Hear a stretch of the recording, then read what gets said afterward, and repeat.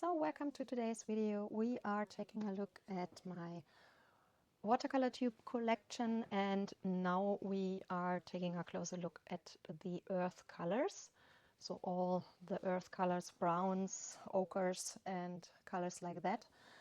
We start, of course, like always, with the ones I want to use up first, and I have one in the non-light fast collection, and the rest is in the light fast collection.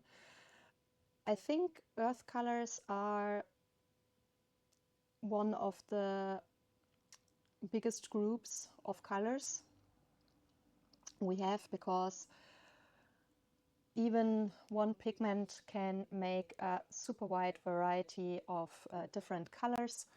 For example, all the iron oxide pigments have a very big range of colors they can make.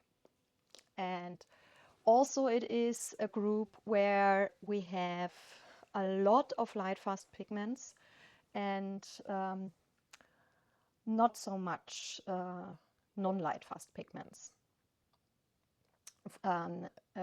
Good example for the non-light fast browns or earthy colors would probably a genuine sepia or a genuine Van Dyke brown, which is the N for natural pigments instead of a P, NBR8.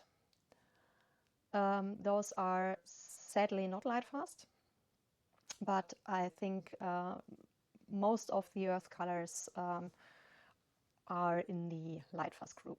So the reason why we still have non-light fast colors like this sepia, which doesn't contain a genuine sepia,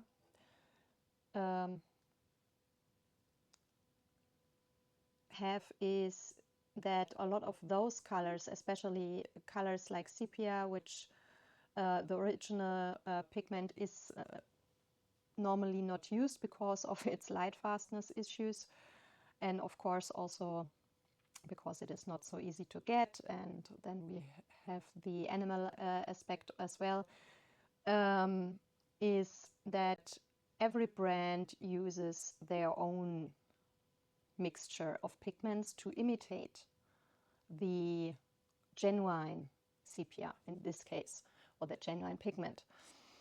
And of course that is always a reason why I say take a look at the pigments the company uses, whatever brand you're using, because if someone uses company A and has a light fast sepia and you have it from company B, it doesn't mean, even if it's the same color name, that this one is light fast. You could have a company using a mixture with non-light fast pigments.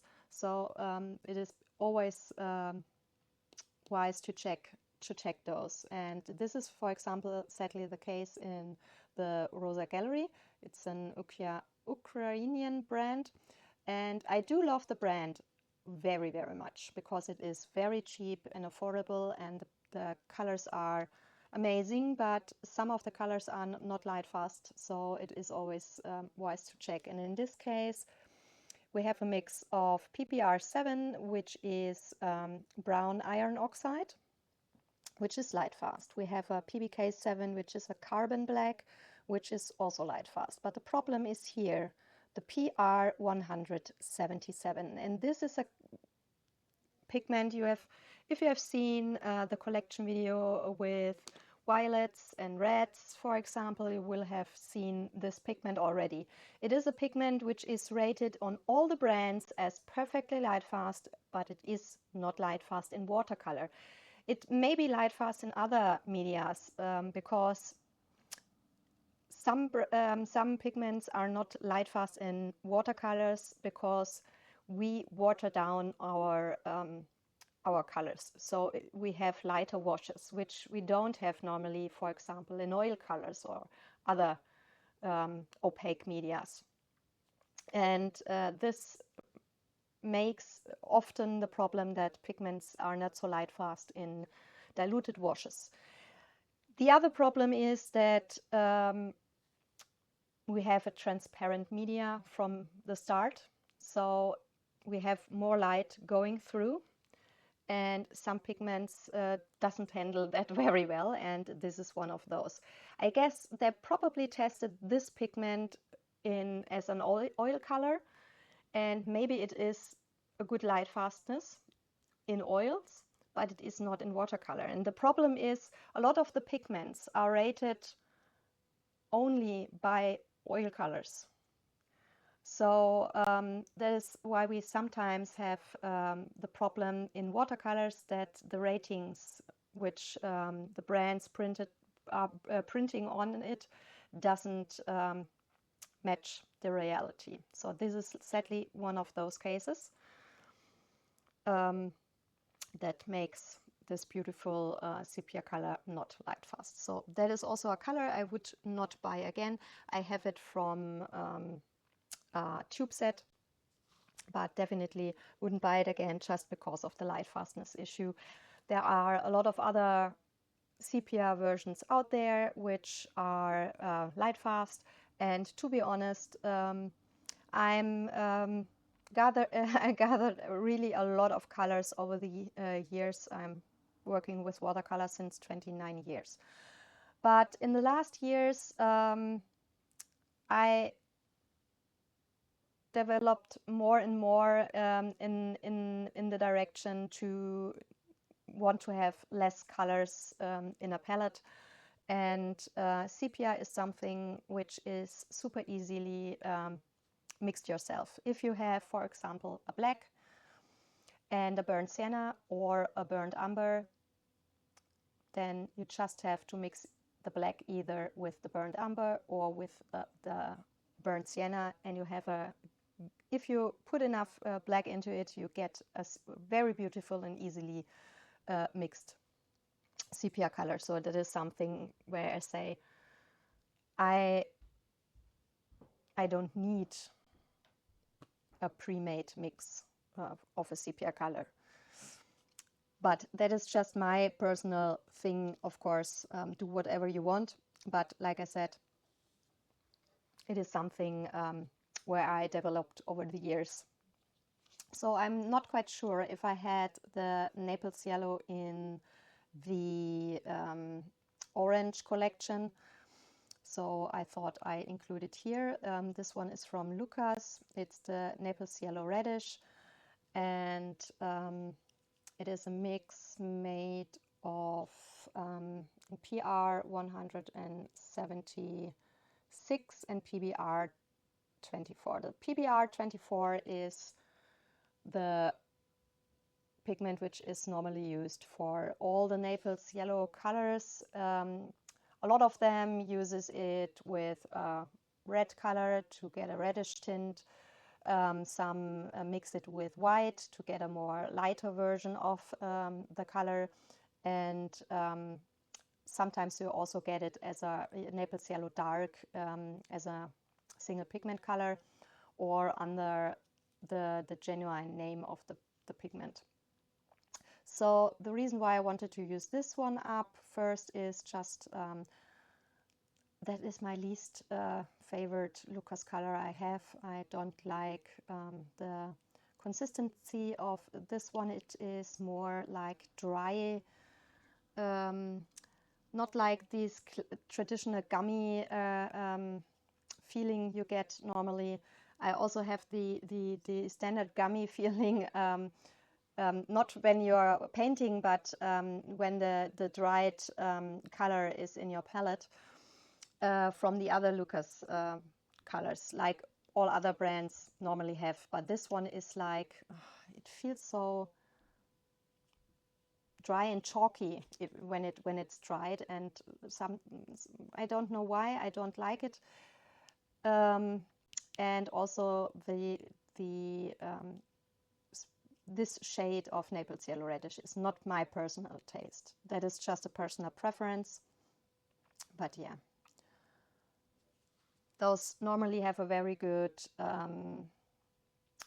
price per milliliter deal, because they are more on the cheaper side of the brand, so they are super affordable, and I have a lot of Lucas colors which I like a lot, but this one I don't like, so I wouldn't buy it again.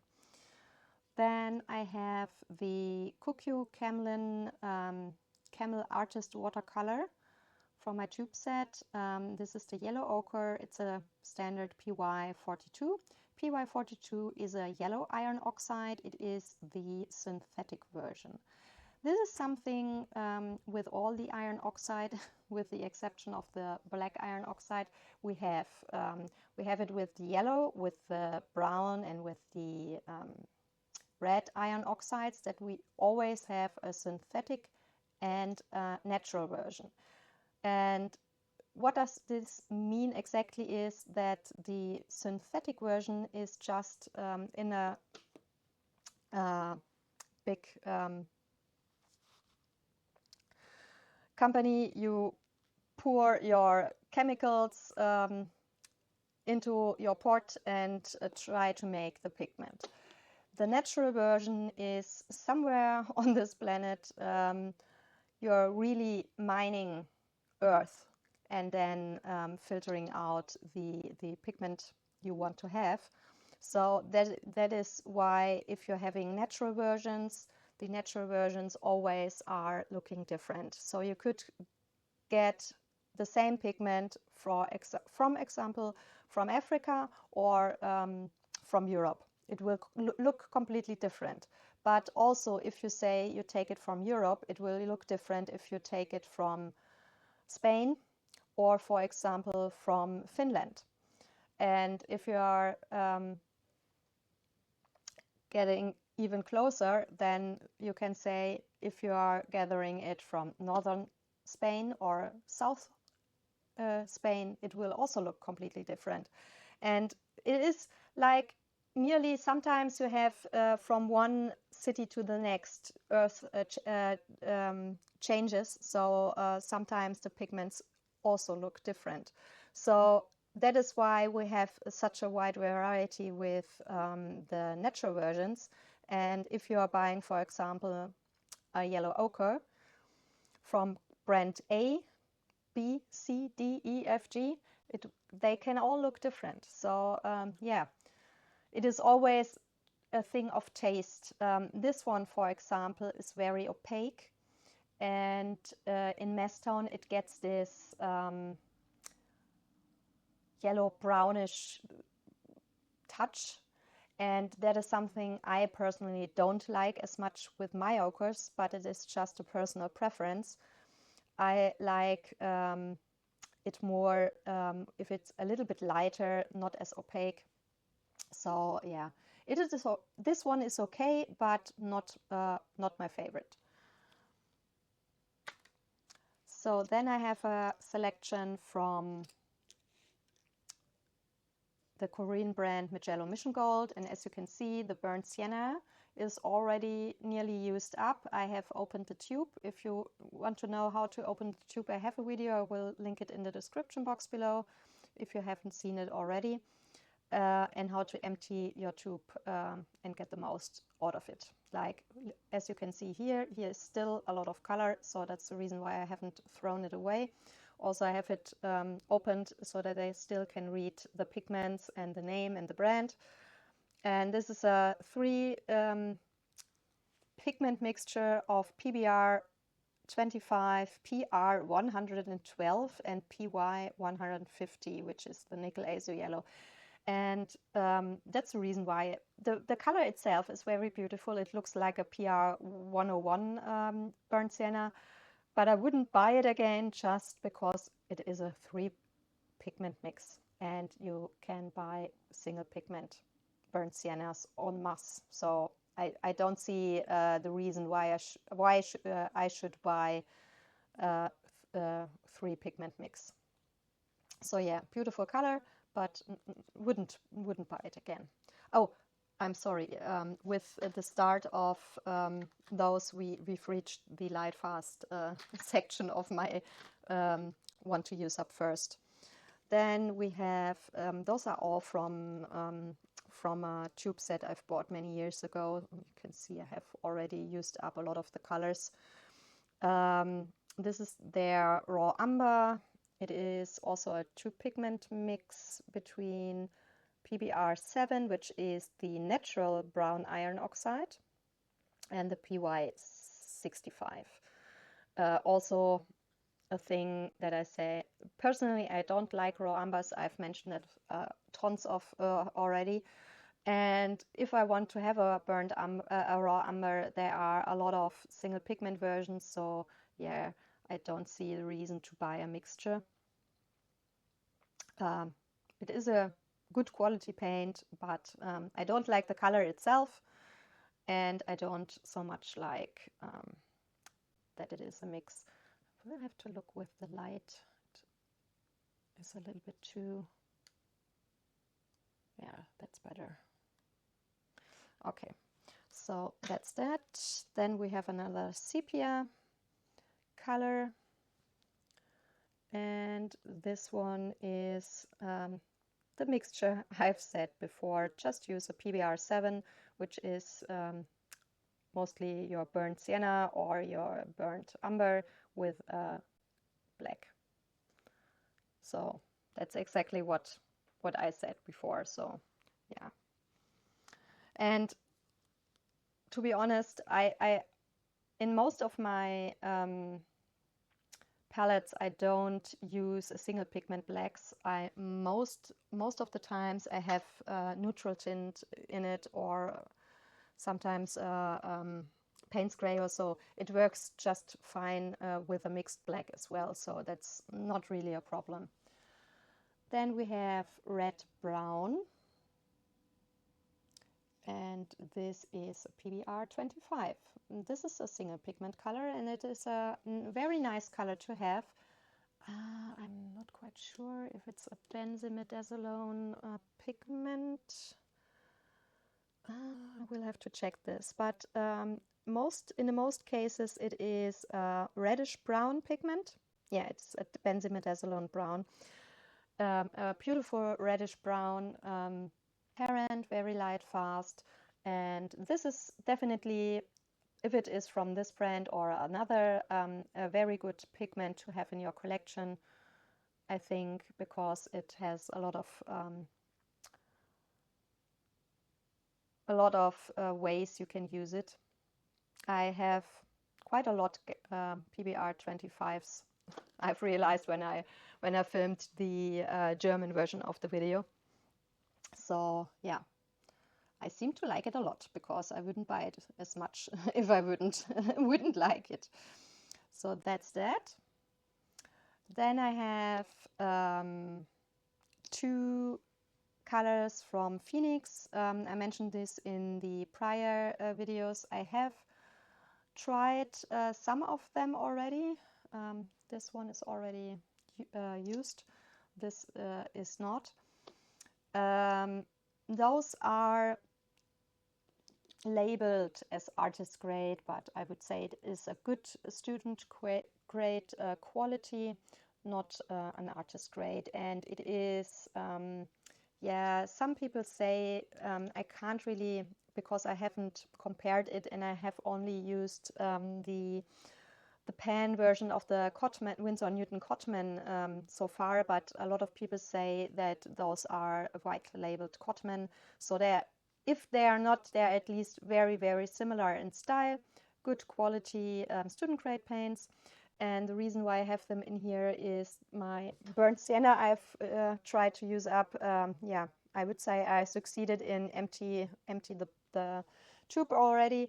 And my burnt umber is, yeah, I will have to open these tubes to get the rest out of it. So I needed a new burnt umber and burnt sienna to use up, and I've decided to use these first.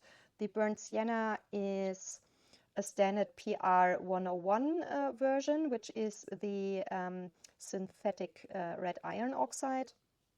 Burnt sienna is typically made with either with the PR 101 or with a PBR 7, which is the natural brown iron oxide. When I use the red iron oxide, it is always the transparent version, because a lot of the red iron oxides like for example English red or Venetian red, and so on. They are very, very opaque in their color. This one is not. It's a completely transparent version. In the beginning, I didn't like PR101 burnt sienna at all, but over the years, I really started to like it a lot. So at the moment, I don't care if it is a PR101 or a PBR7.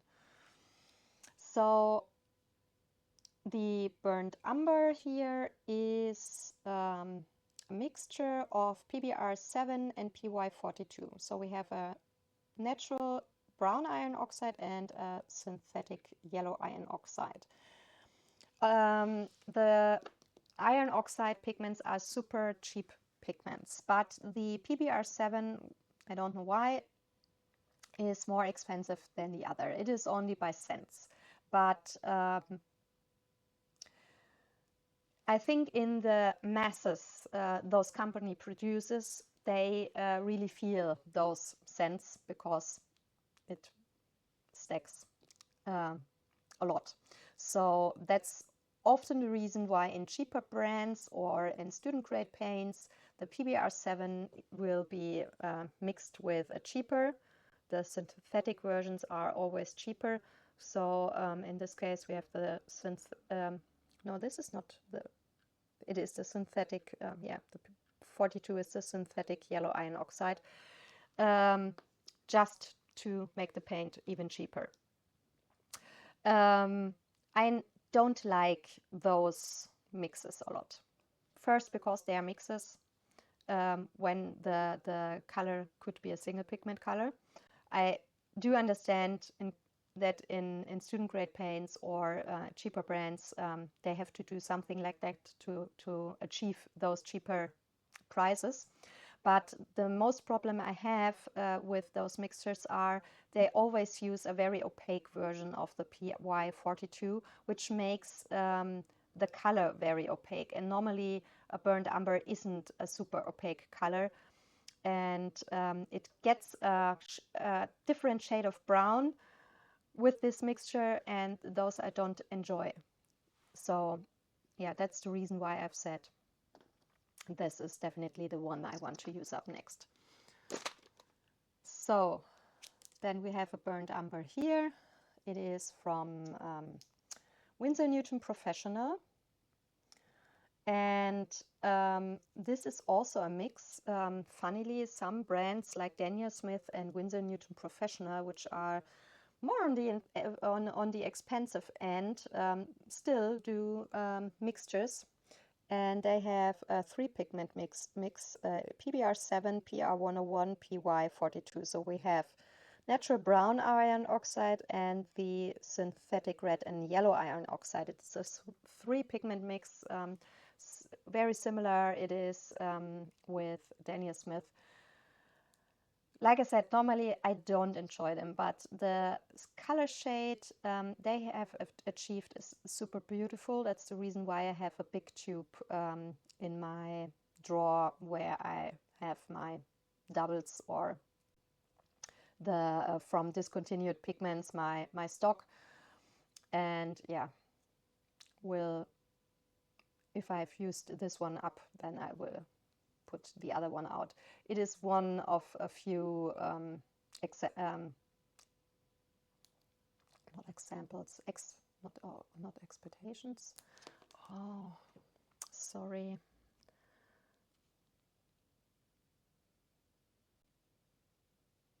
Expectation. Okay, was the right word. I do make with mixes. And the last, no, not the last, we have another one. The next is Caput Mortuum Violet. And you will see that I have a lot of Caput Mortuum or Caput Mortuum-like colors, because this is a color shade I absolutely love. Those dark earth reds, which tends go to violet, are just so beautiful. Yeah, I have a lot of those. So this is PR101, It is nothing special, but like I said, those are colors I love. I definitely also would buy the, I think I maybe already have, I think I bought a 15 milliliter tube. So I may already have one in my drawer. Yeah, definitely love this one. Nice version. And then I have the yellow ochre light. Those are always so hard to read, especially on the with the white print on the yellow. It's not so. So this is just a lighter version of the ochre, the yellow ochre they have, and definitely not something I would buy again. I have bought this one many years ago because a YouTuber uses it a lot.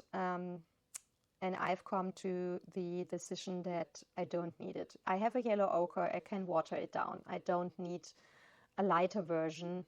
It is just unnecessary spent money, unnecessary waste of space on my palette. If you have a yellow ochre color, just water it down. You will come to same colors as this one. And it is really super light, so it was so hard to use it up. Because I have very few occasions where I needed that light. So yeah, definitely a non-rebuy for me.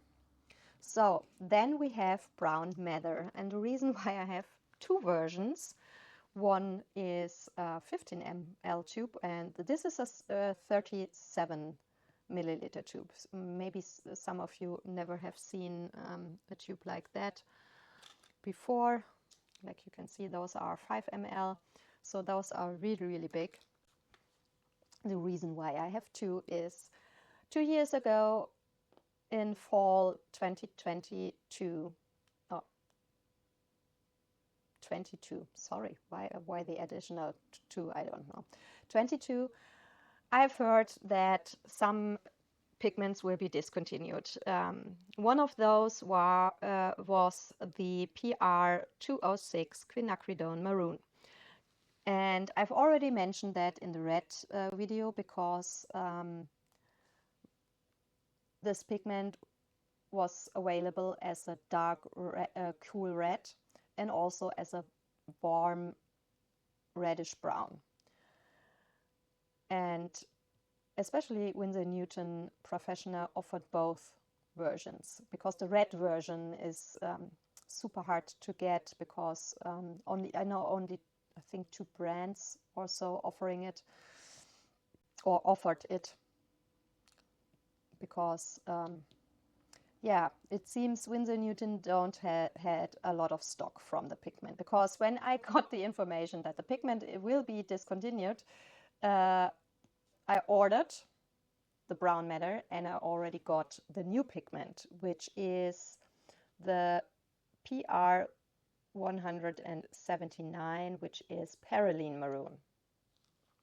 But I didn't wanted this, so yeah, I did search if I could get somewhere the other color, and I found someone selling a used tube where the person just filled himself a half pan. So most of the 37 milliliters are still in the tube, and I had the photo showing that, I hope it will show there, that it is the PR206.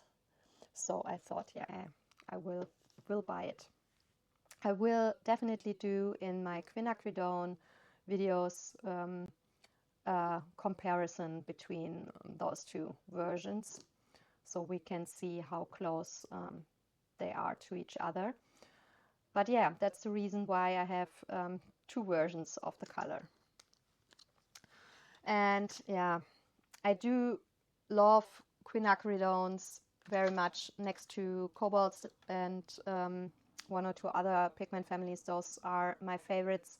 So I'm always sad when pigments are being discontinued. Yeah, so this is my box with all my brown, the rest of my brown earth color collection. You see, it is a lot. So I will get them all out. Will definitely do some sorting by brands, and yeah, then I will be back in a second. So now we have Renaissance Intense, White Nights, Rosa Gallery, Core, Kukyu Camlin, Lucas, Shinhan PWC, Michael Harding,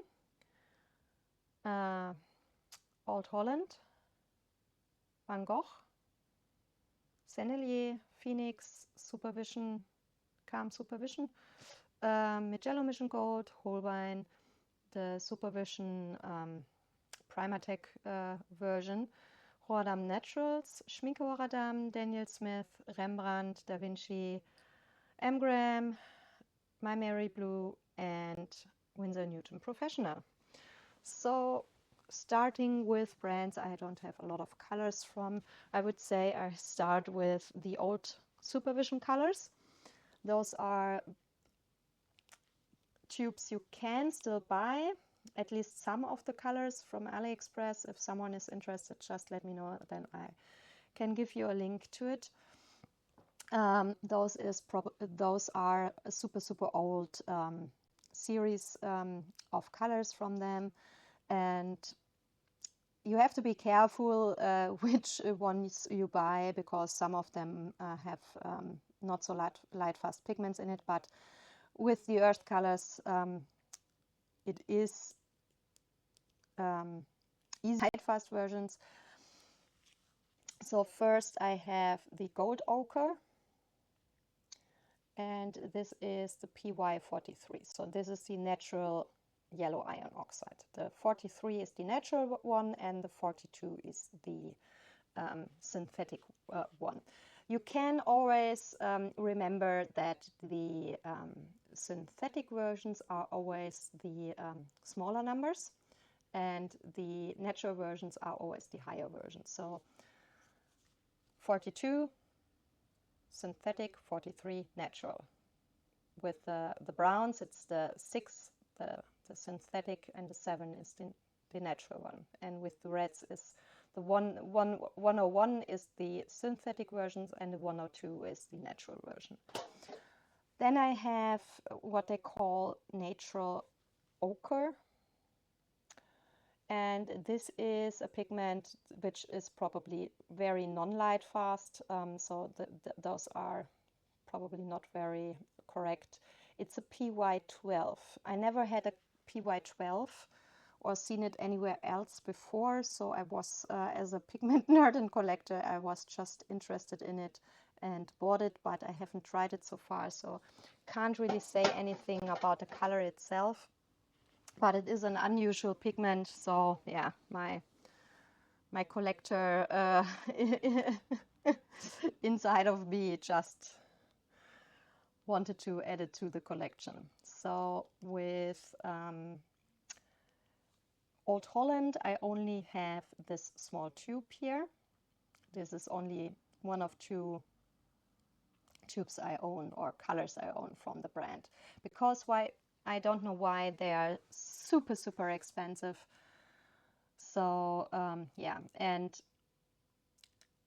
I also don't know why they do have bigger tubes, but I can't get them in Germany. Don't know why.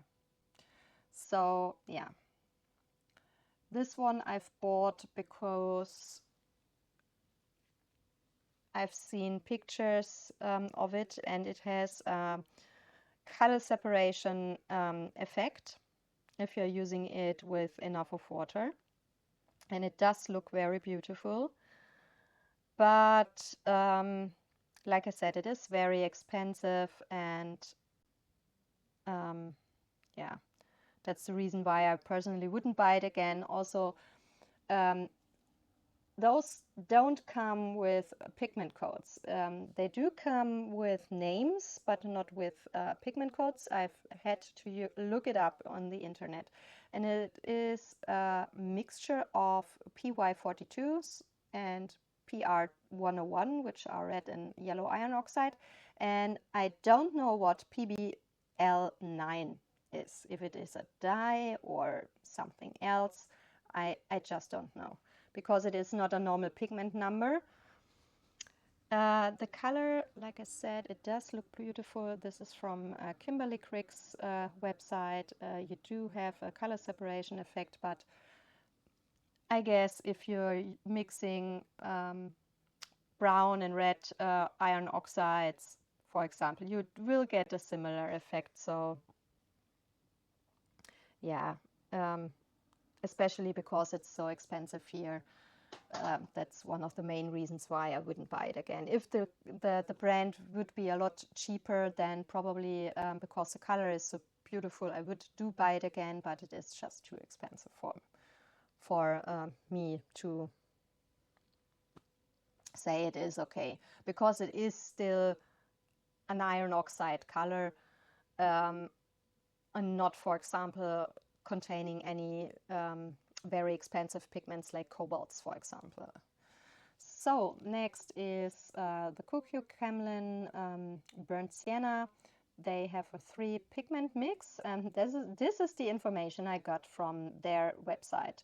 And yeah, it is very funny because they have added 2 versions of PR 101. Maybe they've used the transparent version as the main, because it does look like a single pigment PR 101. And maybe they've contained some kind of not so transparent version. And that's the reason why they've added it double on the list.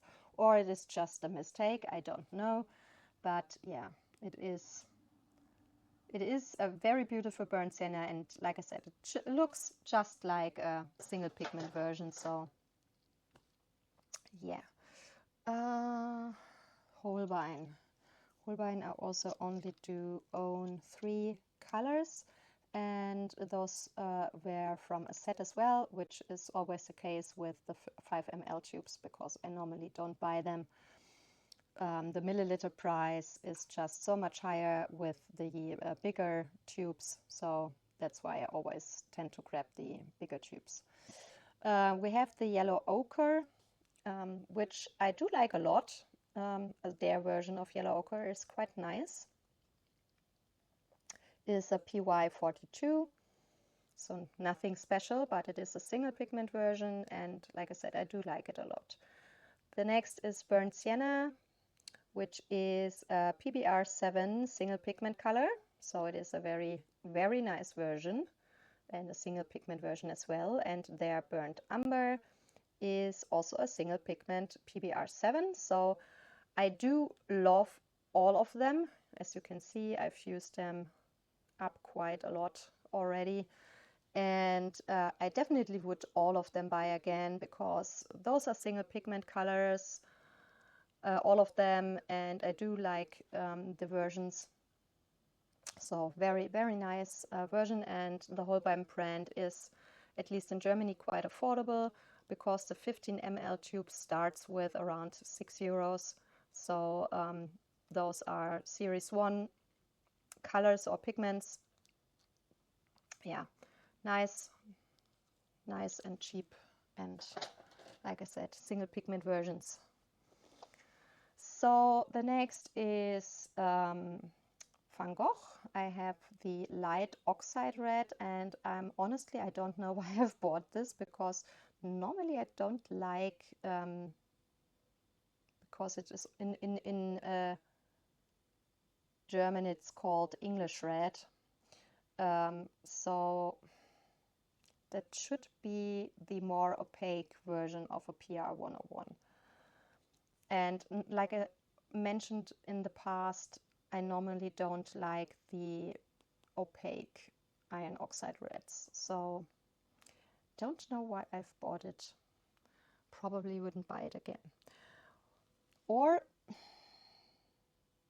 maybe it is, if it is a transparent version, then I would understand why I've bought it. I haven't used it so far. That's probably the problem. I don't know if it is transparent version or not. If it is a transparent version, it is just like a burnt sienna, but yeah, don't know. I would must check the dot card to know which version it is.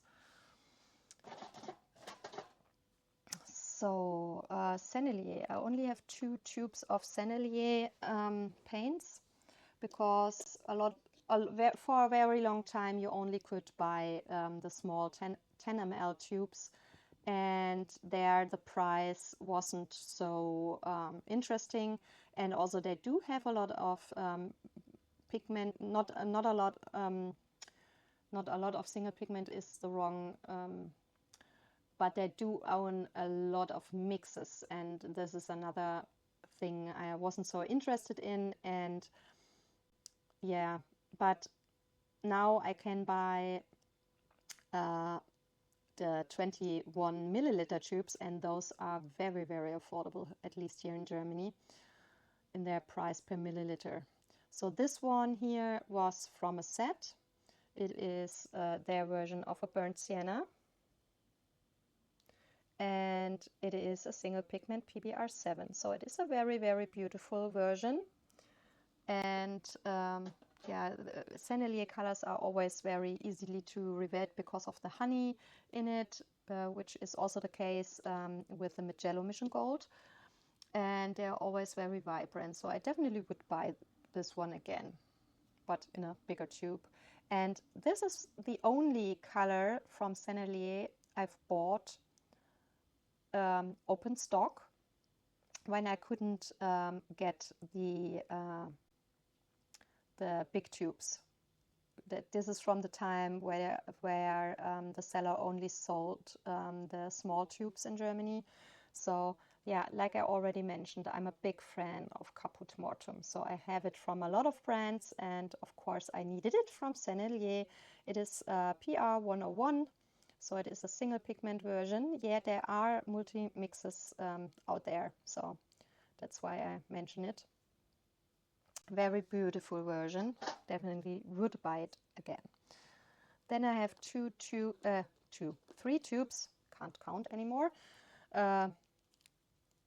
3 more tubes from Phoenix. The first is the light red, which is like a English red. It's a PR 101.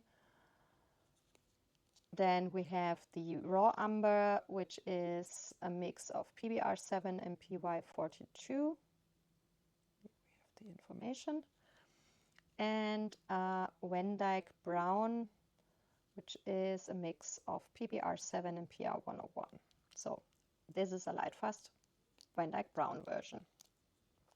The reason why I have those, especially 2 colors I normally don't like a lot, is I've bought them when they were on super sale, and for those 10 milliliter tubes, I think I've paid around of 80 cents. So they were super, super cheap. And like I said, they are very similar, at least to the Cotman paints, and those are very good quality student grade paints. So definitely paints you can use, and that's why I've just bought all the colors I could get from the brand, because some colors were sold out, so I couldn't buy them anymore. But I've bought all of those which I could get for those super, super cheap price. So I have 2 colors from Core, and funnily 2 colors. Those 2 colors you can't buy anymore. The first is the Mars Orange Deep, which is, I would say, opaque-ish, or at least semi-opaque orange earthy color. And it's a PR 101, but in a very orangey version. It is a very beautiful color. I didn't like it when I first bought it, because I've tried to gather some earthy orangey colors which I could dilute and use as a skin color. For that reason it wasn't so good, but I did start to like it over time, and then I heard it is being discontinued. I wanted to buy another tube for my stock, but I couldn't buy it anymore. So yeah, sadly it is gone. The other color which is gone is the quinacridone burnt orange, because the PR206, like I said, it is being discontinued. And brands which don't have a big stock, like Daniel Smith, which when they know that a color is not a pigment is not produced anymore and the pigment is well loved in watercolors, they buy the world market empty and hoard it for years so they can produce the colors for a long time. But most brands don't have a lot of stock, so yeah, sadly this color is also being discontinued. You can't buy it anymore. You can, of course, always be lucky and find someone selling the used tubes, or sometimes your local art shops have some of the colors which you can't buy in bigger stores anymore, because they have, of course, they have a lot more customers and sell the colors a lot more, and then they empty out sooner. But sometimes you can be very lucky. For example, the red version of the PR206 from Winsor Newton, I couldn't buy it anymore, like I said.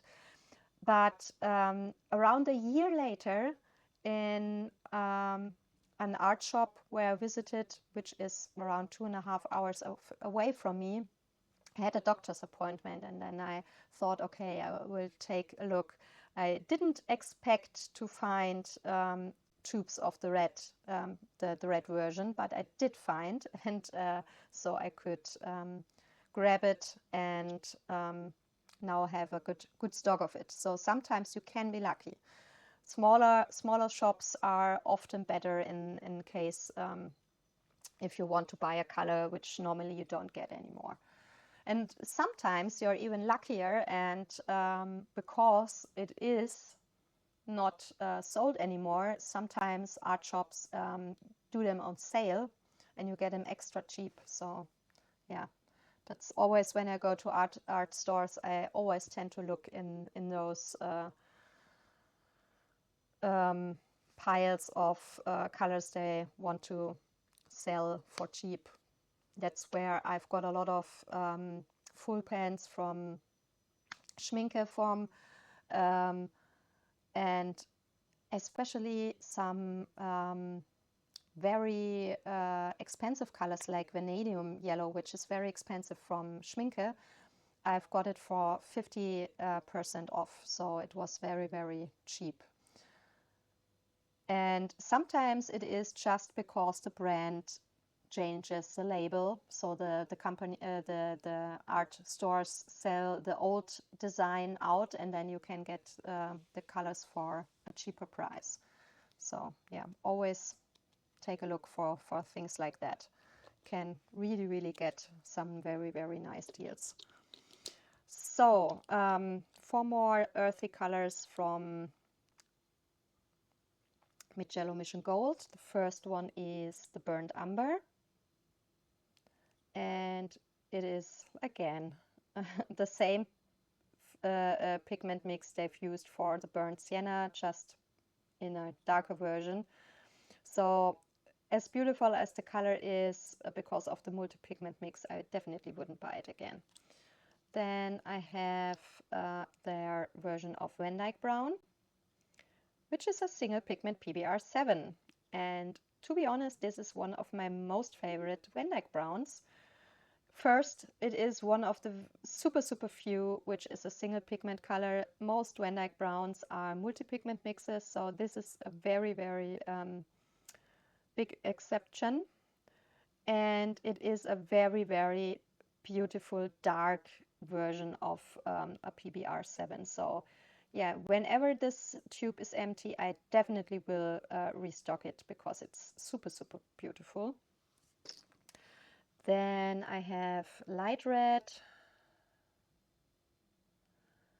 and this is also a multi-pigment mix, PBR 25, PR 112, PY 150, So yeah, I wouldn't buy this one again. If I want to have a beautiful single pigment light red or red brown, I would more recommend buying, for example, a single pigment PBR 25, which is definitely better than to have a 3-pigment mix.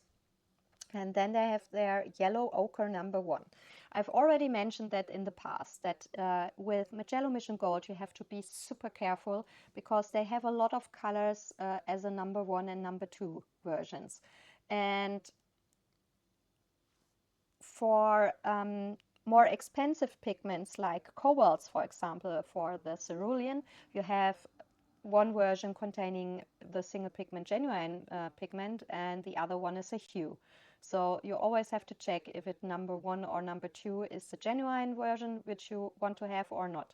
And with cheaper pigments, they often have a single pigment version and a multi-pigment version. One is the number 1 and one is the number 2. So you also have to be careful. In this case, the number 1 is a multi-pigment mix. We have a PY42, so a yellow iron oxide synthetic version, and a PY150, which is a nickel azo yellow. So as beautiful as it is, I wouldn't buy it again because there are so many single pigment yellow ochres out there.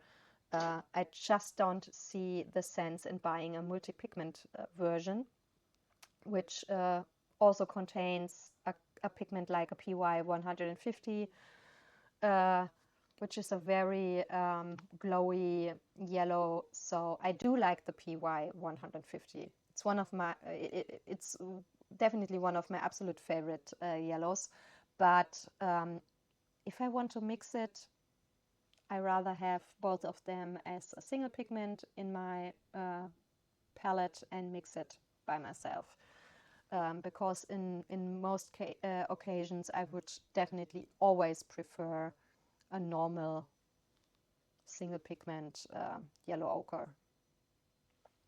So then I have 3 of those supervision colors. Those are their version of Primatech colors. And you can see the design is different. We've gone from a 15 ml tube to a smaller size. This is an 8 milliliter tube. They also do have still some colors are in 15 milliliter tubes, some are in a 10 or 11 milliliter tube. So the sizes are very, very different. It is always, the case is always which series you are buying. For example, sorry, these are 8 milliliters in the Primatech line. And for example, also those effect colors with granulation with mica, so glitter, those are always also smaller versions. But I do have their second version of granulating and color separation color, which comes in 15 ml tubes. So yeah, it is a little bit confusing because some colors you can only buy in this size and the other in the other size. So yeah, but you can buy those open stock. I've bought them open stock, not as a set. And the first one is Tiger's Eye. They all also do granulate, which is very much like an ochre color.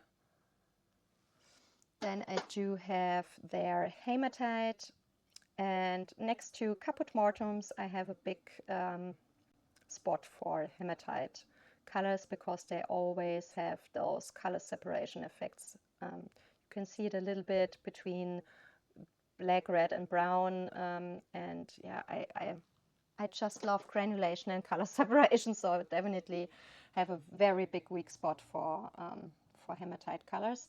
And the next one is Dinosaur Fossil Brown. So they seem to have ground up some dinosaur fossils.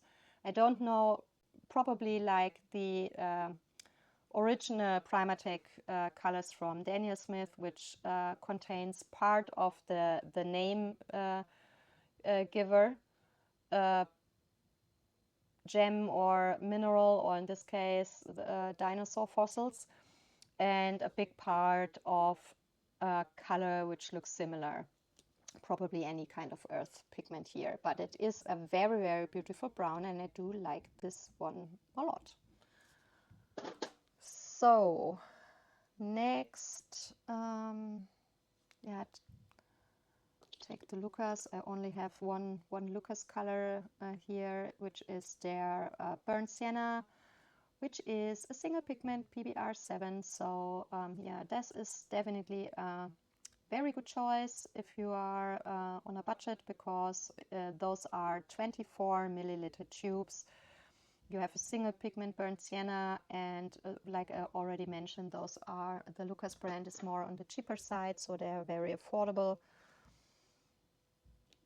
So on the complete opposite range, we have very, very expensive brand Michael Harding, and I do have 3 colors here. I do love the Michael Harding watercolors. They are super pigmented, very, very good and high quality, but they are very expensive. So I have only a small collection of those. The first I have is the Indian red. Indian reds are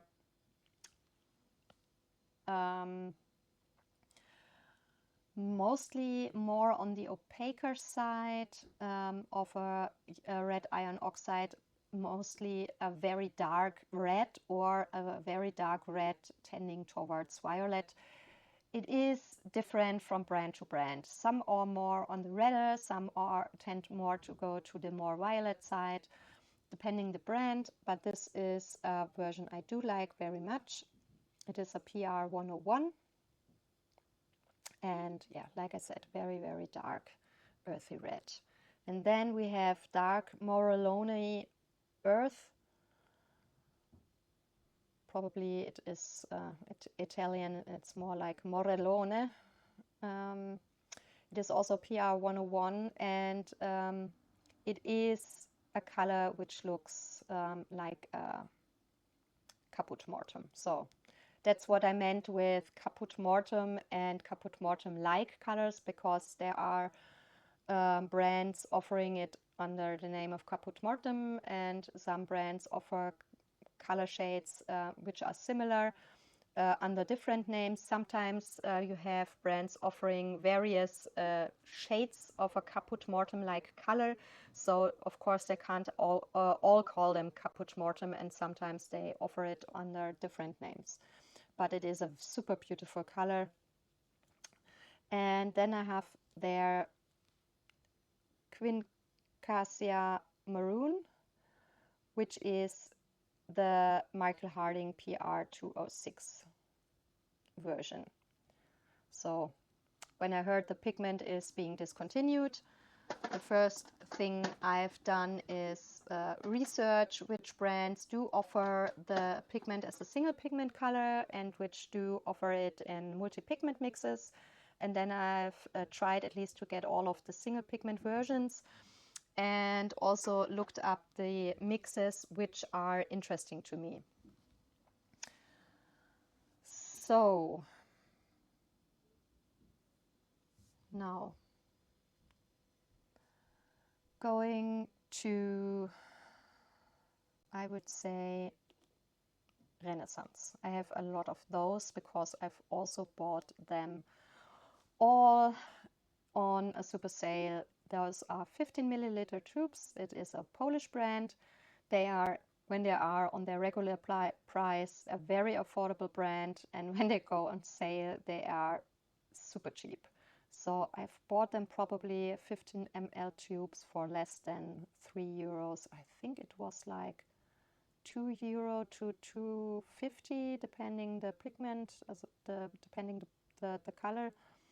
So yeah, super, super cheap. That's why I've bought all the colors I could get. I didn't buy them in one go because the shop offers them on sale a few times a year. So I've bought them over, I think, 2 or 3 years. But yeah, I have a lot of those. The first is Brown Madder, which is a single pigment PBR 25. So this is definitely a very cheap version or opportunity to get the pigment. Then let's gather some of them. The Raw Sienna, which is PBR 7.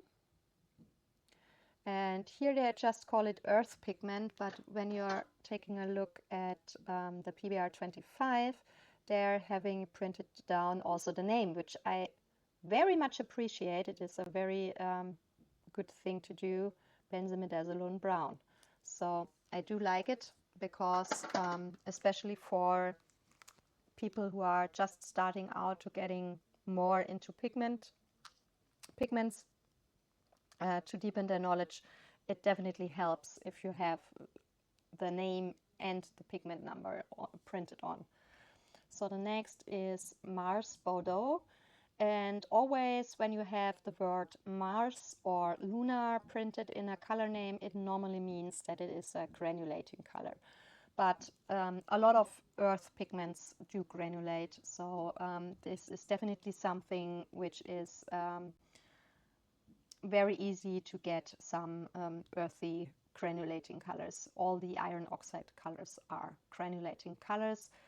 Of course, depending the brand, some brands granulate more than others. The reason why they do that is probably because some brands mill their pigments finer or order finer milled pigments than other brands. Yeah, it's just what you like more.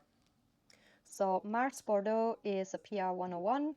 Here they have it red iron oxide because this one is the natural version. So it is an earth pigment because it is mined from the earth. And this is the synthetic version. So they've printed a name, the pigment name on it. And this is also a little bit unusual because raw sienna is normally not is made from a brown iron oxide. It is more made from a yellow iron oxide, so definitely a little bit unusual. So the raw umber, also PBR 7. So you see they have a lot of single pigment colors and they are a cheap brand. So it is possible to produce cheap and affordable colors and still use single pigment colors. Definitely good if you are on a budget.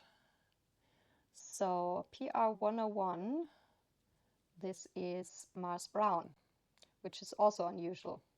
Why it is called Mars Brown when it is a PR 101 and it looks like a red, don't know. That is something which probably confuses people more, but yeah, okay. So 3 more colors. We have sepia. This is the first one. Their sepia version is of course a multi-pigment mix. Like I already mentioned, you nearly always have multi-pigment mixes. It is a PY 150, PBR 7, PBK 11 is a black iron oxide, and PBR 25. So you could probably, because there are at least 2 granulating pigments in it, don't know how strong it granulates, but if it granulates strong enough and you use enough of water, you maybe have a little bit of a separation effect in the color. The next is Polish Brown, and Polish Brown is also PBR 25.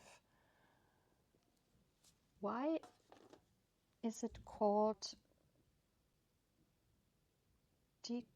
dichlorobenzenamine? I mean, it's the same pigment. Don't know. Maybe just the benzimidazoline brown is just for this special shade of the pigment. It seems to be able to do different color shades. This looks more brownish, this looks more reddish. So the next is Burnt Umber, and they also have a single pigment PBR7 Burnt Umber, so definitely already love this one just because it's a single pigment version. So 3 more of them to go. Yellow Ochre, also a single pigment color, PY42. Then we have the Burnt Sienna and also single pigment PBR7. So you see they do have a lot of single pigment colors in their earth range. And this is something very, very unique. Like I said, the only other orangey version I had is from Core. So they have an orange ochre, highly unusual, PY42. So the next color, I guess we will take a look at the Shinhan PWC. Shinhan PWC is also a very cheap and affordable brand. They are starting, at least in Germany, from around €3 for a 15 milliliter tube. But they do have a lot of mixes, and they do have a lot of colors which are not very light fast. So definitely is something where you should check which colors you are buying. Those are all bought many years ago when I didn't have any clue about pigments. And whenever I do check my Shinhan colors, I do see this because I have a lot of non-light fast pigments in it. So Van Dyke Brown, starting with this one first, which is an NBR8, and the NBR8 is the genuine Van Dyke Brown. You see, I have already used the color a lot, and I do definitely love it a lot. It is a absolutely stunningly beautiful, very dark brown, but sadly it is a color which is absolutely non-light fast, so it will fade nearly completely in mast tone, and definitely in diluted washes it will fade completely. But it is a genuine Van Dyke Brown, and it is something you can really search for because not a lot of opportunities to buy the genuine version. So definitely something for pigment nerds and collectors, but you will have to be careful where to use it. Only for works which are not hung on a wall. So we have a brown red, and this is a PBR25. Then we have raw sienna, which is a PR101, which is also a very unusual pigment for a raw sienna. Like I said, normally they use yellow iron oxide pigments. Then we have a burnt umber, which is a PBR7, and you see they also tend to use single pigment colors for their earth colors, or for their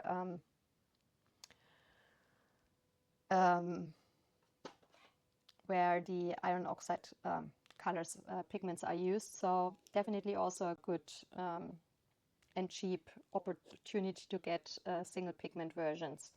Then we have brown, which is a PR101. It's also a little bit unusual for a brown. Then we have their version of burnt sienna, which is a PR101. Then we have a light red, which is also a PR101. And we have a yellow ochre, which is a PY42. So all of them, except the Van Dyke Brown, are super light fast, very affordable, and good quality paints. So let's take a look at Rosa Gallery next, and then White Nights. all of them, both brands, come in 10 milliliter tubes, and both of them are very, very affordable, but the Rosa Gallery are cheaper. And yeah, like I said, I really, really do like them a lot. You can see that I have them for many years. I don't know how well it shows. This is a very dark blue, and this is more like a dark petrol, or yeah, maybe like a Prussian blue. So it is a different kind of blue because those are older than the others.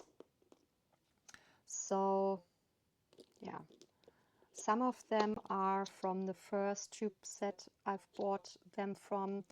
Some I've bought open stock. At the moment I've bought the tube set. There wasn't a seller in Germany selling those open stock. So yeah, those are from the tube set. This is called Amber, which is similar to a raw amber. And it is a single pigment PBR7. And the other one from the tube set is, they've printed on it yellow ore, but I think it should be yellow ochre. That is a printing error on the very old tubes. And it is a mixture between PY43 and 42, which is the natural and the synthetic version of the yellow iron oxide. Then I do have Royal Brown. I think this is one of the colors they have included in their series somewhere last year, because it is a PBR 25. I think I remember buying it somewhere in the first half of 2023. Caput Mortem, PR 101, Madder Brown, which is a mix of a PR 101 and a PR 264, and a Golden Ochre, which is, oh, you can see this is also a different series because the pigment number is printed somewhere completely different, and it is a PY42. So yeah, I never can go wrong with Rosa Gallery. I always, if someone asks what I do recommend, if you want to step up from student grade to artist grade, or just are starting out, I always do recommend buying the Rosa Gallery paints, because those are the best if you are buying a pan set and you are on a budget. Because that's always the example I say. If you are looking on Amazon Germany, the Winsor Newton Cotman 18 half pen set is around 45 euros, and you get for, I think, around 35 to 39 euros the artist grade, so the Rosa Gallery. The student grade would be the Rosa Studio. The artist grade colors, Rosa Gallery, full pan set with, I think it is 21 full pans, so you have more than double the amount of color, and for a cheaper price as well. So why should I buy student grade when I can have artist grade more for a cheaper price? So yeah, those are definitely one of the best brands when it comes to price and quality. So some of those are from a set, a very old tube set, I think.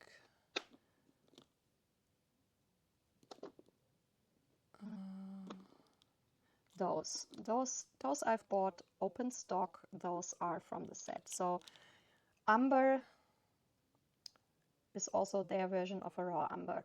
Some colors are exactly the same. this is because I've heard many years ago that the founder from Rosa Gallery once worked for White Knights, then gone back home to Ukraine and started their own company. So they do have a very similar base set, and after they've left the company, every of those invented new colors, so that's where they are splitting. But a lot of colors have the same name and the same pigments if the company haven't changed it, because some pigments have changed over the years, but they do have a lot of similarities. Yeah, umber, like I said, more like a raw umber, and where the Rosa Gallery version is a single pigment version, this one is a multi-pigment mix, PY43, PBR7, PBK7. So yeah, I don't like raw umber, so that's definitely colors I normally don't buy, and I wouldn't buy it again because of the multi-pigment mix. There are just enough brands out there offering a single pigment version.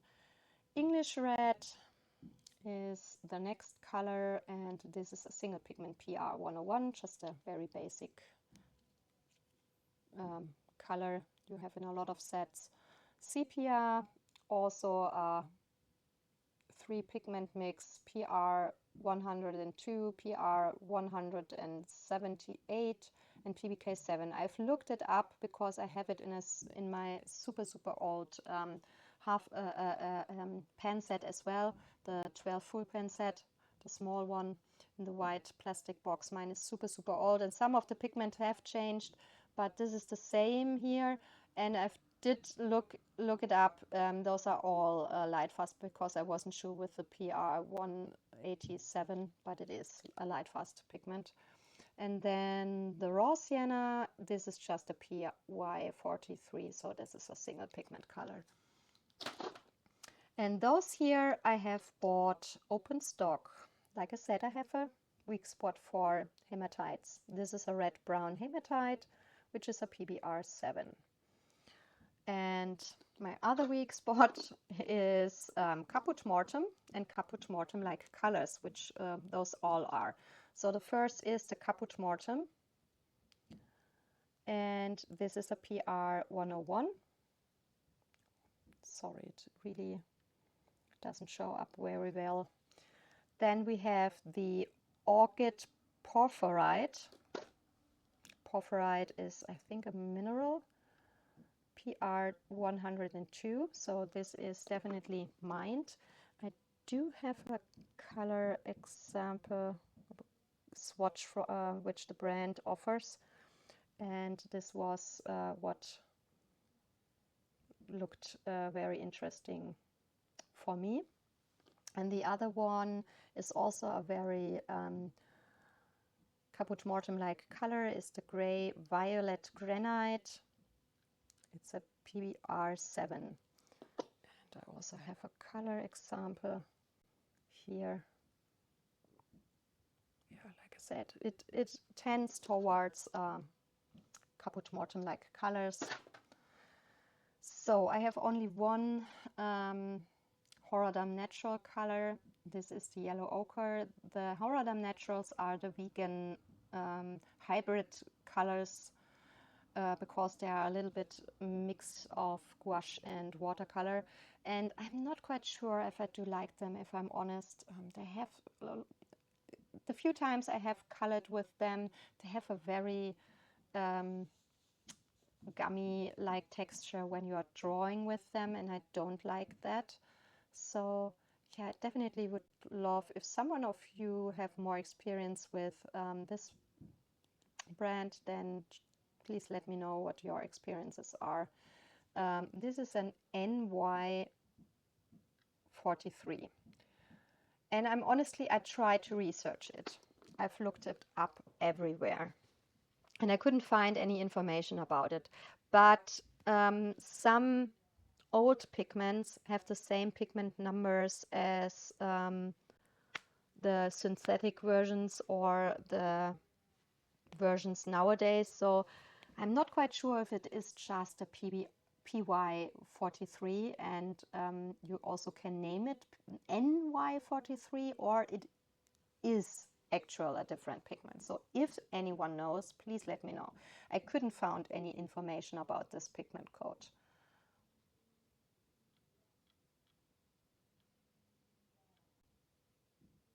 So yeah, don't know. Definitely something which is a little bit confusing.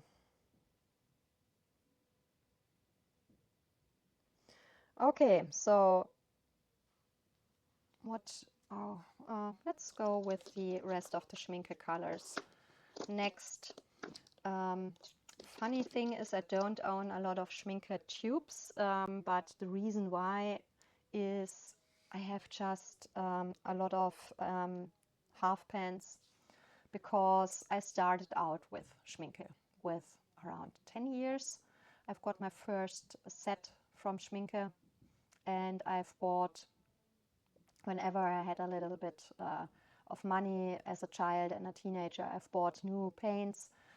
At the time, the sellers in our city only sold half pans, so that's why I have a big collection of Schminke colors, but only in half pan form, and a lot of the colors I don't have, so I don't have a lot of tubes from the brand.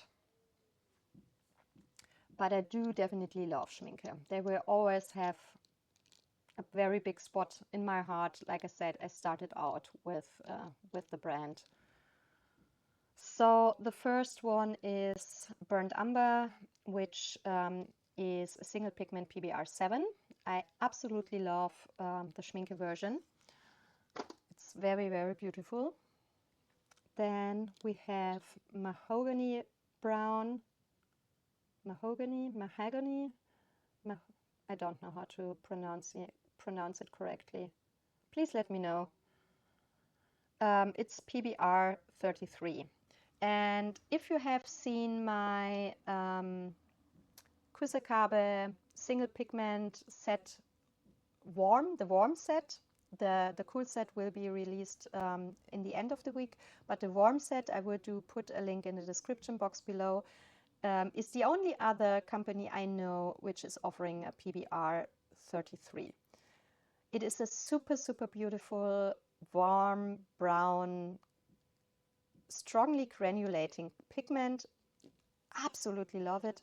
But I also mentioned it in the other video that probably the Schminke is, for most of us, much easier to get as the Kuretake, because Kuretake is at least in a lot of countries, like for example Germany, very, very hard to get. I only have a few sellers on AliExpress where I can get a part of the Kuretake paints, but not all of them. So yeah, not so easy to get. So this is probably much easier to get for most of them. And also, depending on where you live, this one is also much cheaper, because the Kuretake one is 10 milliliters and this one is 15 milliliters. And I've paid, I think, if you buy it open stock, I've bought a set, but if you buy it open stock, you pay around 12 euros for the 10 milliliter tube from Kuretake. And in Germany, the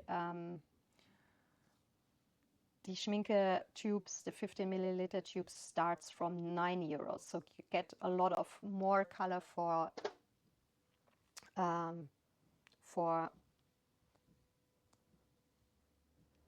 I don't know if it's a series. I think this is a series 2, so probably is around 10-11 euros for more milliliters. Sorry, sometimes my brain is just not working like I wanted to. So of course I have to have a caput mortuum, but also I have to have it because this is not a single pigment color, but it is one which contains a little bit of PR 206 next to the PR 101. And when I've heard that the PR206 was being discontinued, I said it already, I looked all the brands up and I found that Schminke offers their Caput Mortem as a mix. I don't know why, but in English this color is called Indian Red. Yeah, the German version is called Caput Mortem. So their Indian Red or Caput Mortem, what else, is made with the PR206. And as I mentioned, I'm a big Caput Mortem fan. Of course, it was a must buy for me because sometime they will run out of their PR206. I don't know, I think they haven't changed it so far. And they also have a brown, a madder brown, which is their single pigment PR206, which is also a very beautiful version of the pigment. Some brands like Schminke and Daniel Smith, Michael Harding, and also the My Mary Blue one are especially strongly pigmented. So they are very, very beautiful versions, which can get very dark. And they have an iron oxide brown, that's the German name. The English name is Mars brown. And this is also something I mentioned in the past, which is a very unusual color because it is a PBR6. And this is the synthetic brown iron oxide. And this, funnily, you nearly don't have any sellers offering a PBR6. There are one or two other brands, I'm not quite sure at the moment which ones there are, offering a single pigment PBR6 color. But like I said, it is a very unusual color. And this also has a color separation effect. It is a single pigment color with color separation effect. I guess probably it does contain in their PBR6 a higher amount, which makes the blackish particles. Probably they have a special mixture for that. I want to show you a swatch example. Maybe I find a beautiful one. Let's see. Not really a beautiful one, but at least you can see it a little bit, I hope, there, that you have some blacker particles in the color and some which looks more brownish. And it is much stronger normally, like not as weak on the example here.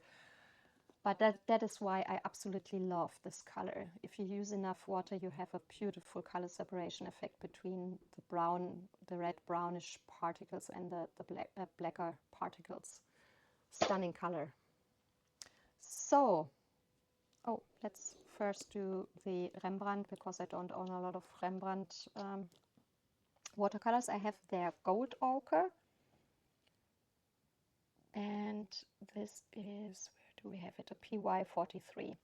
The funny thing with Rembrandt, at least in Germany, is that the pan sets are super expensive and the tubes are in comparison very, very cheap, because they have this big 20 ml tubes, and I think they start around the same as Schminke, but Schminke's tubes are 15 ml, so starting around €9, something like that, which is very affordable. So definitely a good price per milliliter here. And then I have the transparent red oxide or oxide red, which is a PR101 in a transparent version, because their burnt sienna, I think, is a PBR7, and a lot of brands offer, when they do their burnt sienna with PBR7, they also offer a transparent red iron oxide color like Rembrandt. So if you don't like the PBR7 version, but wanted to have a burnt sienna like color from a brand, and like I said, they are offering their burnt sienna as a PBR7, then just look if the company offers transparent red iron oxide, because those mostly you can swap one-to-one for a burnt sienna. So, and then I have the Indian red, which is a PR101 PR264 mix, and I was under the impression it is a single pigment color. Then I've bought it and I've put it to the side. I don't know why I didn't check it properly, or maybe I did check it and still thought the version is just very beautiful in color. Yeah, definitely prefer single pigment versions more than such a two pigment mix. And let's go to these two, because I only have one tube per company. Mgram, I've already mentioned it in the past. I do definitely like the colors. They're super pigmented, it's very easy to revet, but they never really get solid.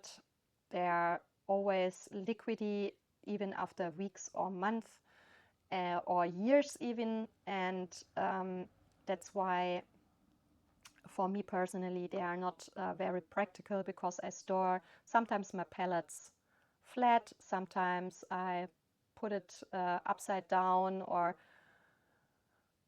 horizontal, vertical, what else. So yeah, and when you do this with Mgram colors, they run all over the place. So the colors itself and the quality is stunning, but for me it is not so practical. That's why I haven't bought a lot of Mgram tubes. This is their maroon perylene. Most companies call it perylene maroon. They call it the other way around. It is a PR 179, super beautiful and very light fast pigment. And the funny thing is the perylene maroon also have a red and a brown version like the quinacridone maroon, and the red and the brown versions are very close in color.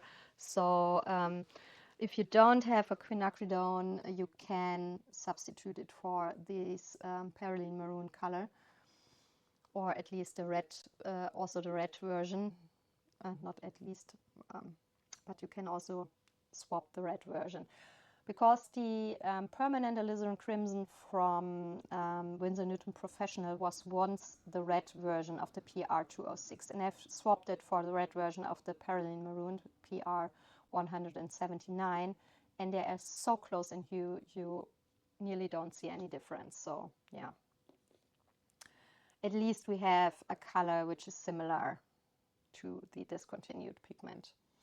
So the only watercolor tube I have from Da Vinci is the violet iron oxide.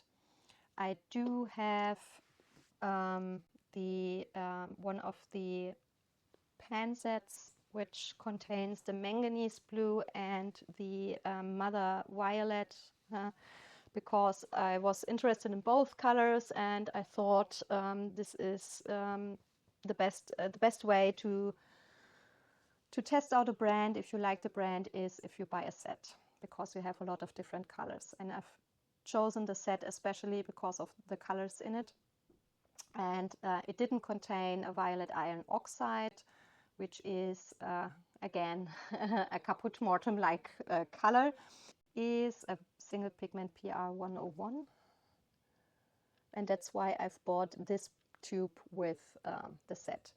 Probably won't buy Da Vinci paints again, just because it is so expensive to get them to Germany, because we don't have any sellers selling them, so I have to order it directly from Da Vinci, and we have a lot of high shipping costs on top, and customs on top, and yeah, that way they get very expensive. If maybe someday I'm doing another New York trip again, because in the past my husband and I, we tried to go to New York once a year, but after after Corona, we had to cancel a few trips during the Corona time, and after that we haven't gone back. So if I have another opportunity to go to New York, then I probably would try to look if some of the art shops there sell some Da Vinci paints, because I do definitely like the brand, but it is just so expensive to get them to Germany. And one of the big pluses of the brand normally is that at least in the US they are very affordable. So yeah, like I said, not so affordable in Germany, sadly. So 3 brands left, starting with, I would say, Winsor Newton Professional. I have 1 tube in a 5 ml size left. They are not from a set, but they are from when I started out with tubes.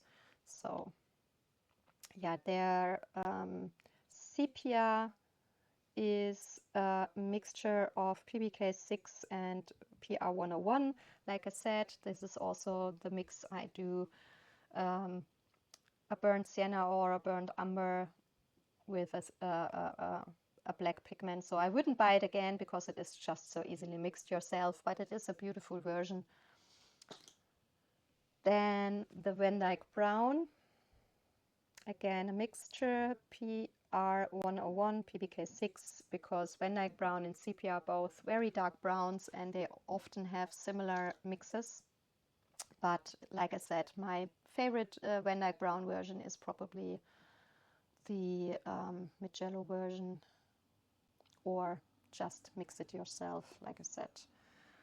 So yeah, I wouldn't buy it again, even if it is a very beautiful color. Then the raw sienna, it is a PY42 PR101 mix, so also a mixture. Would prefer a single pigment version. Then we have the yellow ochre. This is a single pigment PY43. I think it was my first yellow ochre in a tube, and I do love this version very, very much.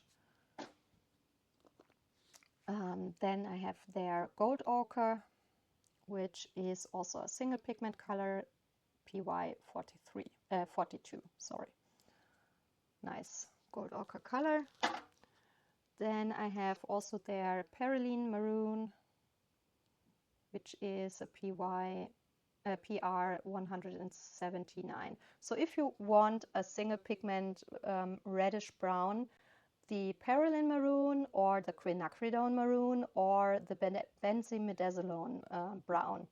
Those are all 3 pigments which make beautiful reddish browns. All are very light fast, very transparent, and very beautiful. So yeah, nice color. Then this is something a little bit more special, magnesium brown, magnesium. I don't know how to pronounce it correctly. Sorry about that. Because this is a single pigment PY119, which is a very unusual pigment. I haven't seen it a lot. I would have to check if there's another brand offering it. And this is a lighter brownish color, which granulates very, very strongly. Very, very beautiful color, and definitely a must in a collection if you are interested a lot in or love a lot of granulation and color separation mixes. So yeah, nice color to have. And then the only reason I have their raw umber is because the seller who sold me the PR206 tube sold this in a package deal, and I've looked their raw umber up, and their raw umber is probably one of the only raw umbers I do like, because it doesn't look like your standard raw umber, because it doesn't have this greenish brown color, which normally raw ambers do have. It is more, if you look here at the color, yeah, it just looks more like a lighter brown iron oxide. And that's the reason why I said, okay, I'm okay with buying such a big tube from a color name I normally all the brands don't like. This is probably the only raw amber I really like in color, and it is a single pigment PBR7 as well. So yeah, nice version. So I have those 4 from My Mary Blue, and just freshly arrived because I've ordered from Mom Arte, the Italian art store. I have an affiliate link in the description box, which is the cheapest version, at least here in Germany, to get to My Mary Blue watercolors. They have at the moment not the English, I think the English website isn't online, but they wanted to go online, I think in September. And with auto translate, it really does work very easily, even with the Italian website. And they have a very good English speaking support as well. So I ordered the Revival watercolor tube set from Winsor Newton because there aren't any sellers offering those sets in Germany. So I had to look up where to get it, and Mom Arte was the cheapest place because they had it on sale, and also had on sale have a sale at the moment for 25% off of My Mary Blue. So I've bought some new tubes as well.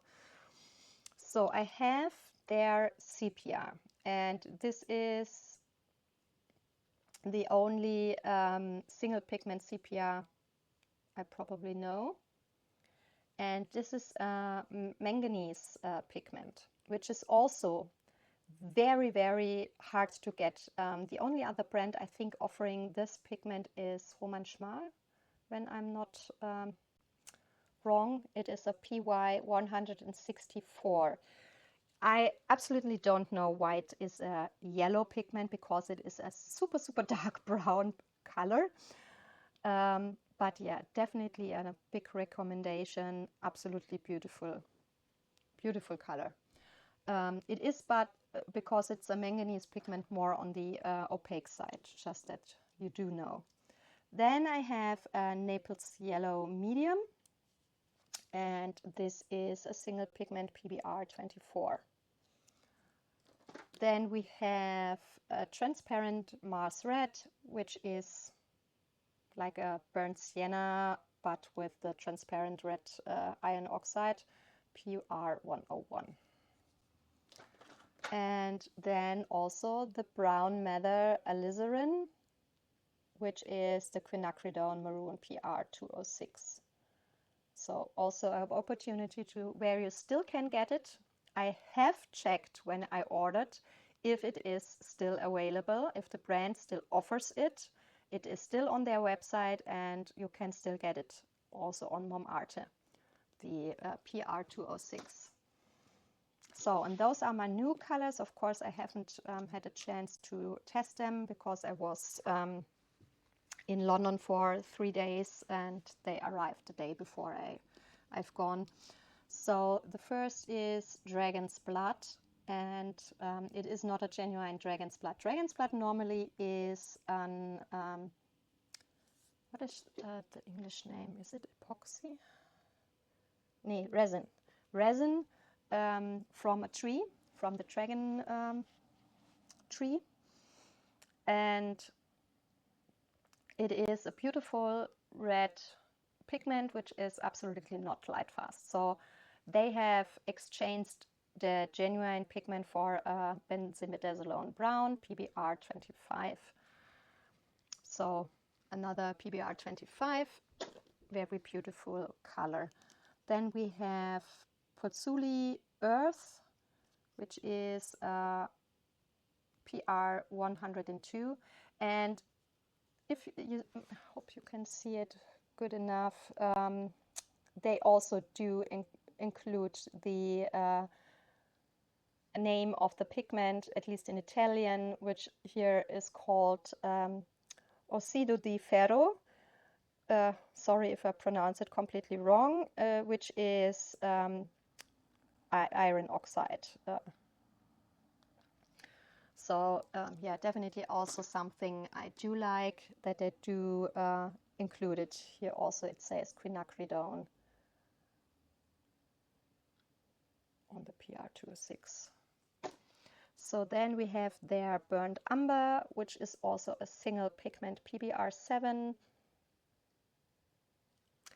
They do look nearly similar in size like other brands offering a 15 ml tube, but just to be aware, the My Mary Blue are only 12 milliliters.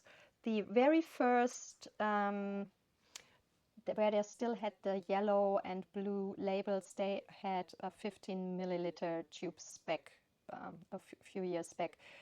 But at the time I didn't know Mom Arte, and that's why I don't have the first ever tried their first version of the brand, because they are, when you buy them via Amazon Germany, super expensive. Don't know why. So yeah, they are smaller in size. Then I have their Golden Ochre, which is a PY43. And Mars Brown, which I couldn't get the first time I ordered there, which is a PR101, but this is also one which has a color separation effect, and it looks really beautiful.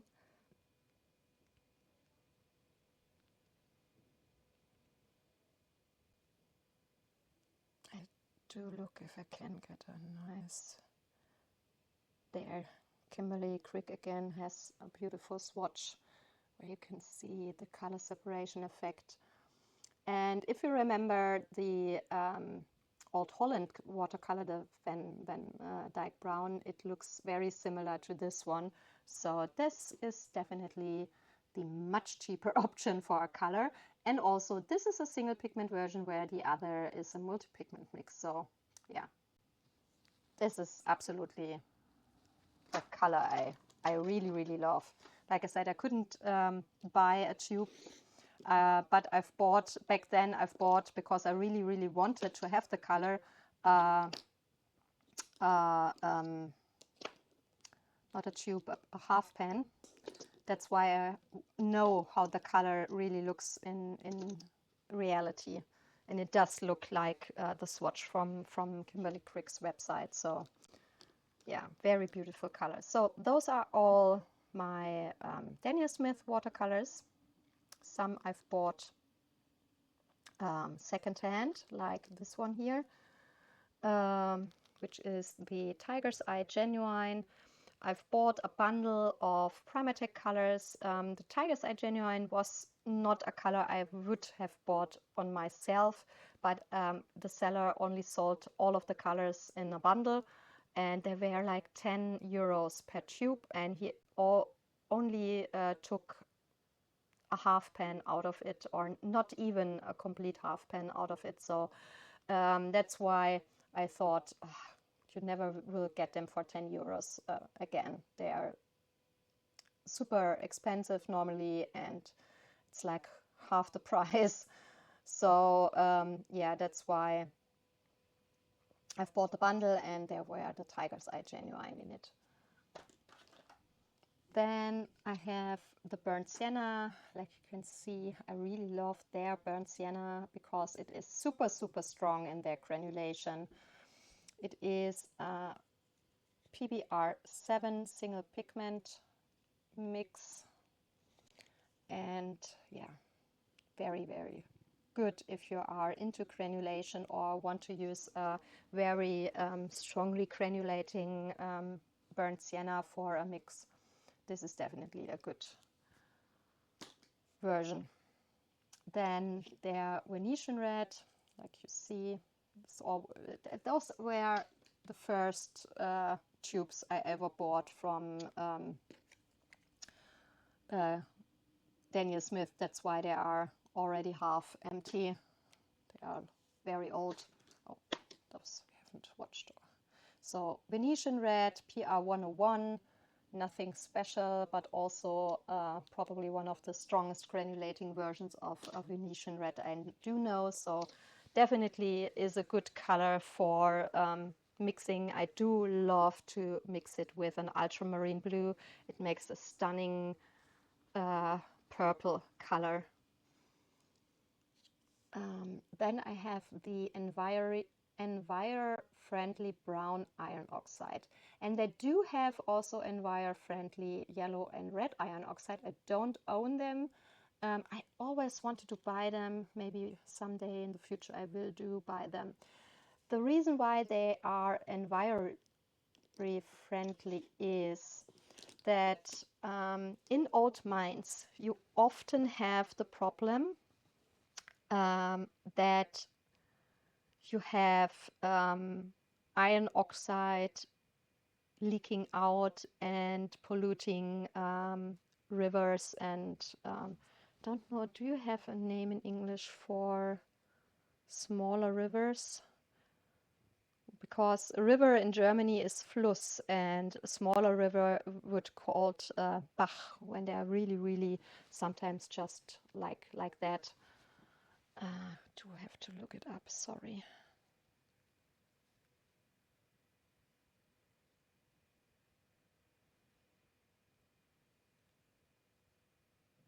Brook? Creek?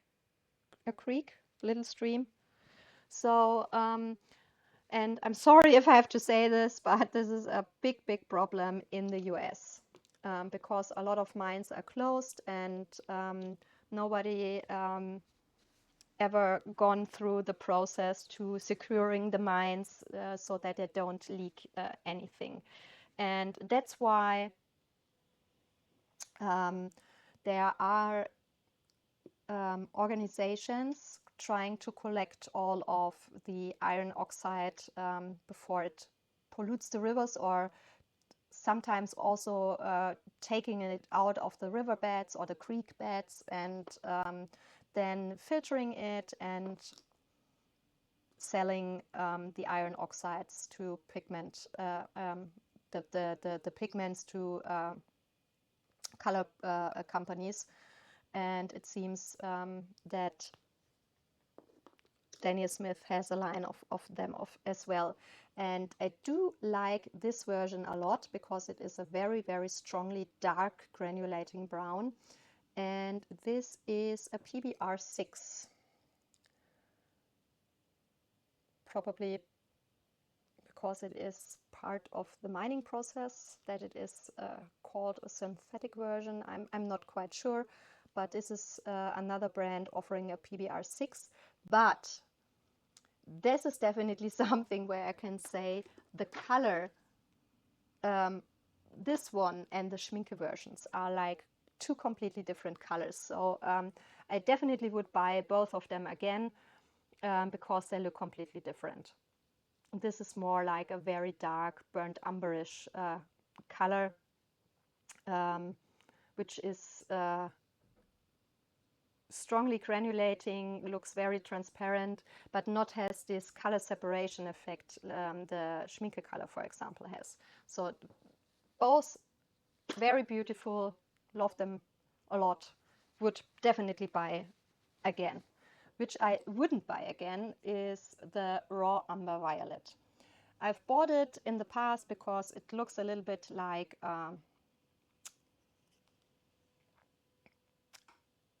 Caput Mortem like color, but it is just a mixture between two pigments. It is a PBR7 and a PB19. Probably a more violet version of the PB19, not the Quin Rose version we probably all know.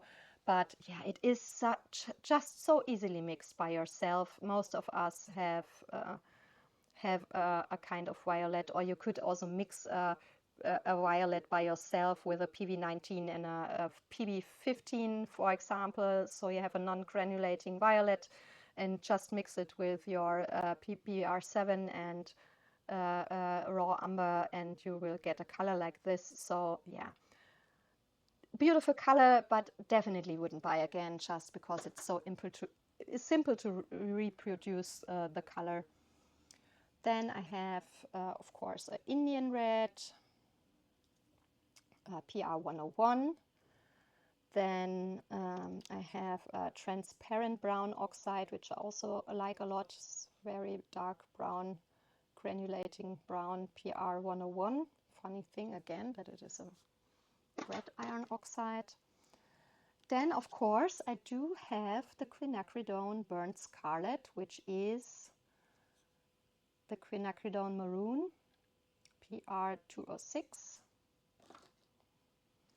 Then I have chrome titanate yellow. This is a very new color I have from Daniel Smith, because I think they released it last year or the beginning of this year. I'm not quite sure. But this is basically your single pigment PBR24, which you also know from your Naples yellow. But the genuine color name is chrome titanate yellow. So that's why Daniel Smith is selling it under this name. Then we have Lunar Earth. And Lunar Earth is, there we have it, a PBR11, which is also a not so usual pigment you find in a lot of brands. It is from the color shade similar to the magnesium brown from Winsor & Newton, not completely the same, but at least they are more on the ochreish kind of colors. Both of them super strongly granulating pigment, or at least the Daniel Smith version, because Daniel Smith always granulates stronger than other brands. And like I said, it is not a pigment you find a lot, so definitely something I do like and enjoy, and is something a little bit more special. There may be other brands offering the pigments. I don't know it. I would have to look it up. So last three, Geothite, which is also called brown ochre. This I love a lot. It is a PY43, but it does have a color separation effect between the more yellowish parts and the more brownish parts. The reason why I haven't touched the tube so far is I have it in my small Daniel Smith testing set, which I want to use up. I have the color there. That's where I first had contact to the color, and it is also part of the Chain Blundell Ultimate Mixing Set, the one in the white plastic box, which I use as a travel set whenever I go to holidays or short trips and I want to take watercolors with me. And yeah, so that's more like damn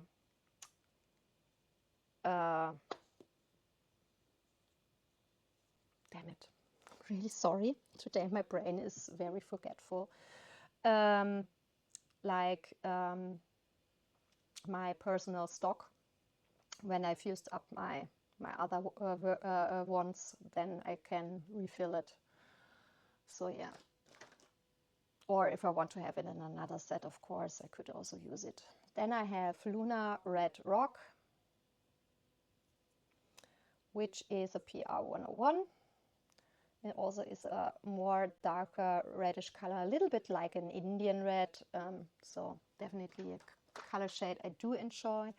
And then I have the Piemontite or Piemontite genuine, which is also one of the Primatech colors. And also the reason I haven't used it so far is I have it in the testing set, where it is 1/8 pen, so it is not a lot of color, but yeah, the set still is not empty after over 1.5 years of permanent usage. So yeah, but this one I do love a lot because it also granulates and it has a color separation effect.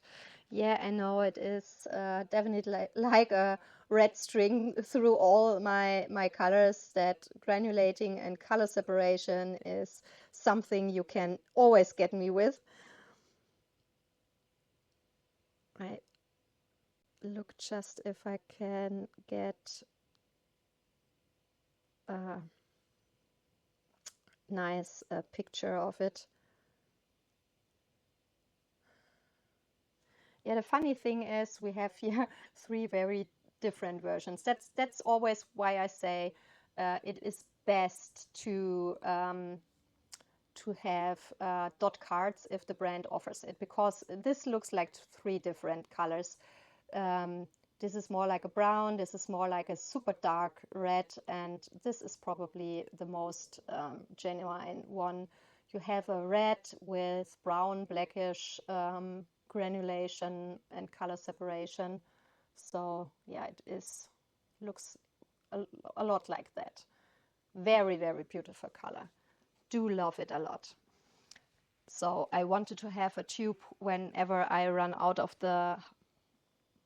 these super small pan, which is probably around 50% or more emptied out. So I do wanted to have a restock because I really, really love the color. So yeah, those were all my earth colors, browns and other earth colors.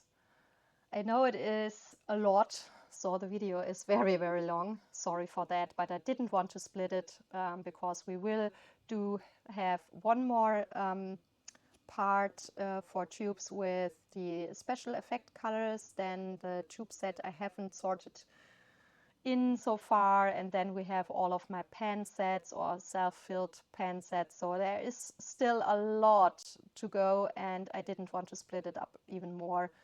So yeah, hope you did enjoy the video. I hope it was maybe a little bit helpful and informative as well, and I would absolutely love to hear your favorite earth colors. What are your favorite earth colors? What are your favorite brands for the earth colors?